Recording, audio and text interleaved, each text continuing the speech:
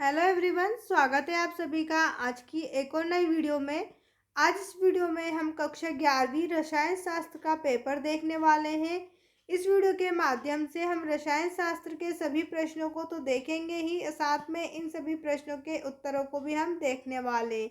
तो वीडियो को शुरू से अंत तक ज़रूर देखिएगा। अगर आप हमारे चैनल पर नए हैं तो चैनल को सब्सक्राइब कर लीजिए, साथ में वीडियो को लाइक करके अपने सभी दोस्तों के साथ भी शेयर कर दीजिए। तो यहाँ आपका पेपर 10 नवंबर को होने वाला कक्षा 11वीं अर्धवार्षिक परीक्षा 2025-26 रसायन शास्त्र का पेपर है। यहाँ पर सबसे पहले आपको प्रश्न दिए हुए हैं, सही विकल्प चुनकर लिखिए। प्रश्न नंबर 1 है, शुद्ध जल की मोलरता है। यहाँ पर आपको शुद्ध जल की मोलरता बताना है। आंसर है आपका 55.6। शुद्ध जल की मोलरता है 55.6। नंबर 2 पर है डी ब्रोगली समीकरण है, तो यहाँ पर आपको डी ब्रोगली समीकरण बताना है। ऑप्शन फर्स्ट जो है आपका राइट आंसर है डी ब्रोगली समीकरण का। इसके बाद थर्ड नंबर पे न्यूट्रॉन की खोज करने वाला वैज्ञानिक था, तो न्यूट्रॉन की खोज करने वाले वैज्ञानिक कौन थे? चैडविक। ऑप्शन सेकंड जो है आपका राइट आंसर है। इसके बाद है नंबर फोर्थ पर परिवर्ती संयोजकता प्रदर्शित करते हैं। परिवर्ती संयोजकता कौन प्रदर्शित करते हैं? आंसर आपका रहेगा संक्रमण तत्व। संक्रमण तत्व जो होते हैं वो परिवर्ती संयोजकता प्रदर्शित करते हैं। इसके बाद है नंबर 5 पर ऑक्सीजन अणु का बंध क्रम है। यहाँ पर आपको ऑक्सीजन अणु का बंध क्रम बताना है, तो ऑक्सीजन का अणु बंध क्रम होता है 2। इसके बाद है नंबर 6 पर किस जलीय विलयन का पीएच 0 होता है। यहाँ पर आपको जलीय विलयन का नाम बताना है जिसका पीएच 0 होता है।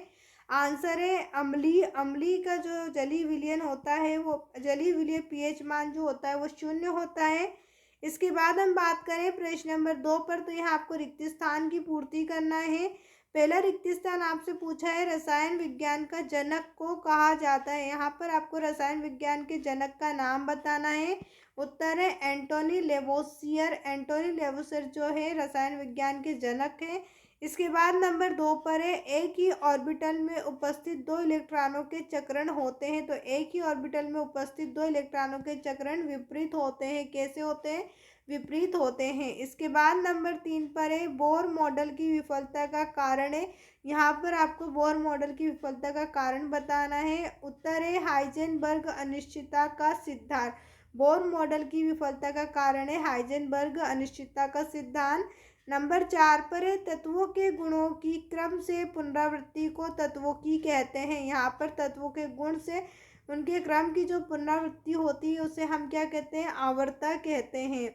इसके बाद नंबर 5 पर है जल अणु में संक्रमण होते हैं। आपको यहाँ पर जल अणु में संक्रमण बताने हैं। उत्तर है sp3 संकरण। जल अणु में sp3 संकरण होते हैं। नंबर 6 पर दहन ऊष्मा का मान सदैव होता है। यहाँ पर आपको दहन ऊष्मा का मान बताना है, तो दहन ऊष्मा का मान ऋणात्मक होता है। दहन ऊष्मा का मान सदैव ऋणात्मक होता है। इसके बाद प्रश्न नंबर 3 पर आपसे सत्य असत्य पूछे हैं। प्रश्न है किसी तंत्र की अव्यवस्था या यादृच्छिकता की माप को एंट्रोपी कहते हैं, तो यहाँ जो कथन है आपका सत्य है। किसी तंत्र की अव्यवस्था या यादृच्छिकता को हम एंट्रोपी कहते हैं। नंबर 2 पर कैथोड किरणें धनावेशित कणों का प्रवाह करती हैं। क्या कैथोड किरणें जो होती हैं वो धनावेशित कणों को प्रवाह करती हैं? यह आंसर आपका असत्य रहेगा। इसके बाद है नंबर 3 पर धातु के संयोजकता कोश में केवल 1, 2 या 3 इलेक्ट्रॉन होते हैं, तो यहाँ कथन आपका सत्य रहेगा। धातु के संयोजकता कोश में 1, 2, 3 इलेक्ट्रॉन होते हैं। नंबर 4 पर है AgCl यौगिक और NaCl से अधिक आयनिक होते हैं, तो यहाँ आपका कथन असत्य रहेगा।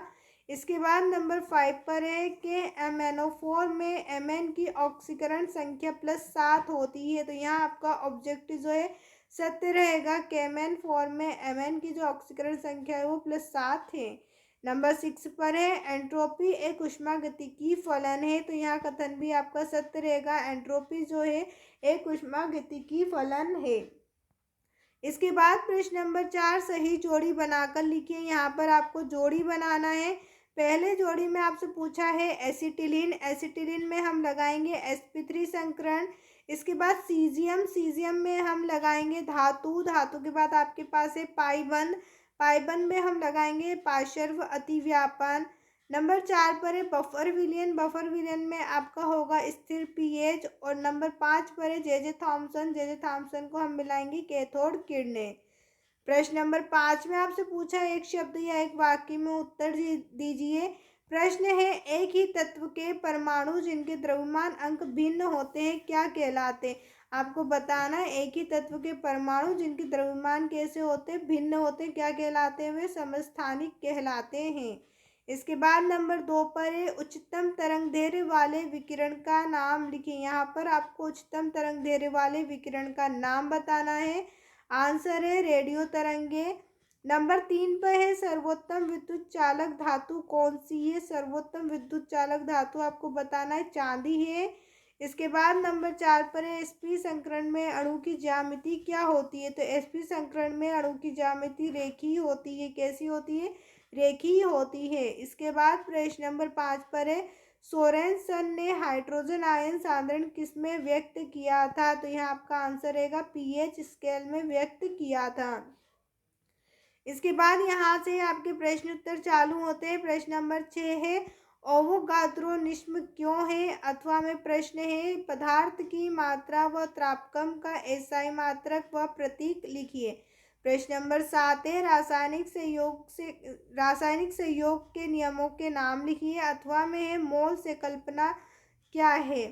प्रश्न नंबर 8 है क्वांटम अंक क्या है, ये कितने प्रकार के होते हैं। अथवा में आपसे पूछा है प्लांक का क्वांटम सिद्धांत क्या है। प्रश्न नंबर 9 करने से पहले अगर अभी तक आपने हमारे चैनल को सब्सक्राइब नहीं किया है तो सबसे पहले चैनल को सब्सक्राइब कर लीजिए।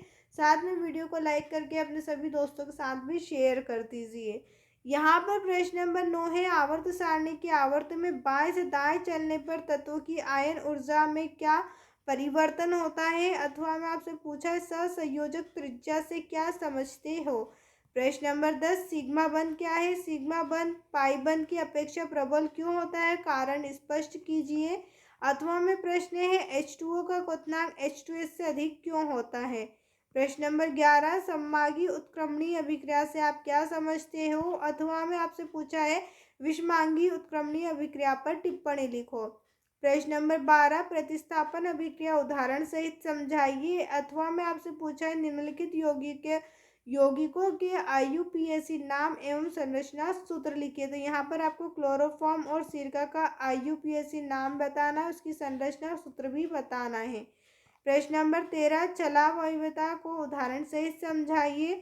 अथवा में है प्रकाशीय समावयवता पर टिप्पणी लिखिए।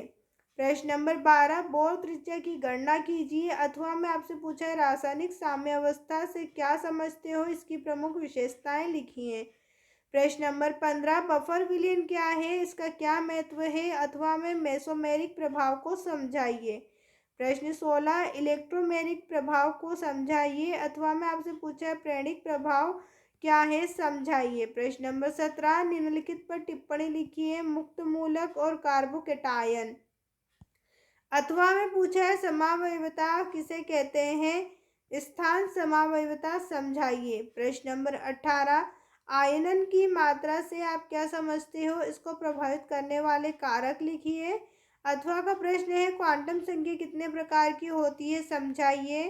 प्रश्न नंबर 19 बोर परमाणु मॉडल द्वारा हाइड्रोजन के रेखीय स्पेक्ट्रम को समझाइए।